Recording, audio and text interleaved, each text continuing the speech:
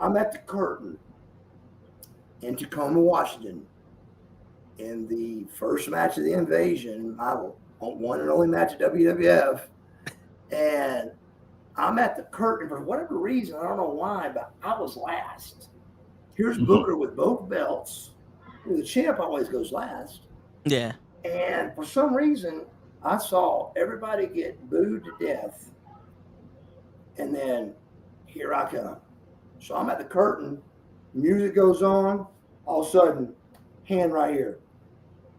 I'm at the curtain, like getting ready to walk through the thing and then walk around and be in the WWF sign and all that. Hand right here, it's Shane.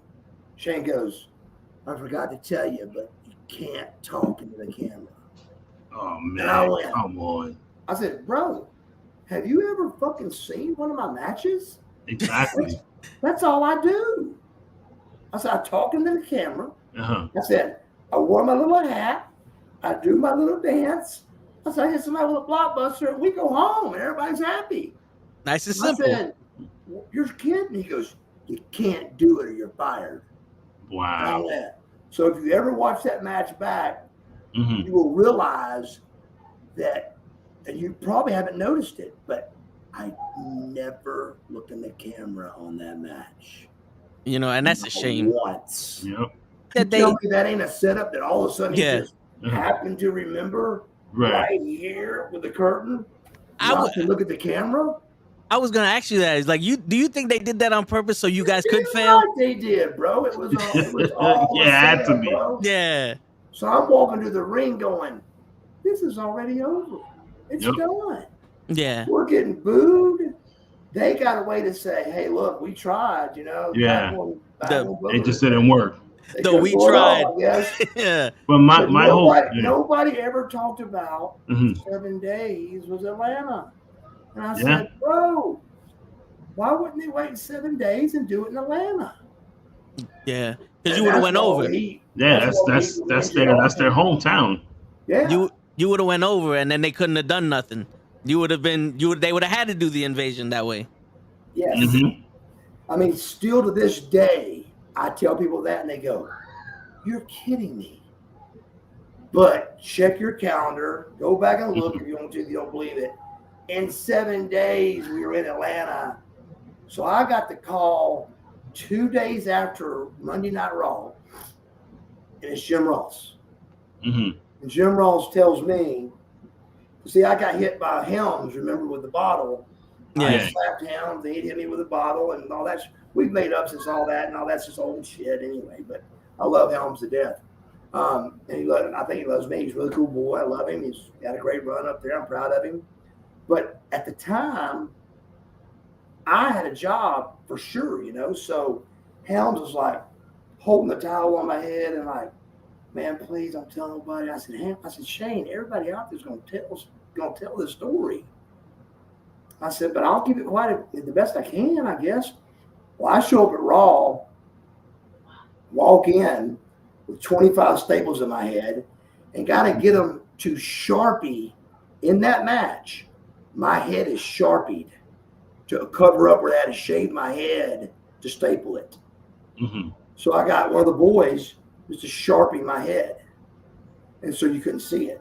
So here I am with 25 stitches, staples in my head from Shane's deal. So I'm on the phone with Jim Ross, 3 witnesses, me, Dodd, and JR.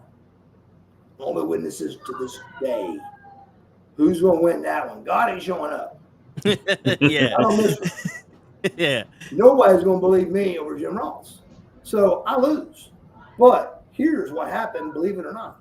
He says, hey, bro, we want you to stay home and rest your head because we got big plans for you on Monday.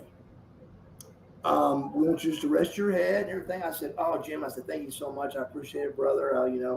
The next thing I know, he's on TV. Well, I showed up on Monday. They had big plans for me. Fired. Wow. I got fired, but there was big plans. He didn't lie about that. But the problem is he made up something that I couldn't believe the crowd actually believed in it. The fans actually believed it. Radio people would call me interview after interview after interview and ask me this question like they believed it. That I got my mother to call Jim Ross to get me out of these house shows that were drives for me when I was just main event. I remember that. I'm trying to get a job. I remember that. I remember that rumor going around. I'm trying to get a job at the WWF, and the fans actually believe that I got my mom to call and get me out of the shows. Why not wrestle Booker? Why not say I'm hurt? Mm-hmm. Yeah. So, nobody, and of course, nobody believed me. Everybody believed Jim, and it went on. And that cost me millions of dollars, bro. Millions. And it depressed me, and it sent me into another world, and I was down, and it just was unnecessary, man. I was at the peak of my whole run. I was on top of my game, top of my body. I was there, bro. Yeah. And I had made it and earned it and proved it, and was only 2 people went the whole distance of the 11 years at WCW. Sting and me. That's it, bro.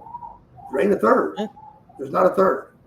There's only 2 that didn't go back to WWF and then back to us. Mm-hmm. We never left and came back.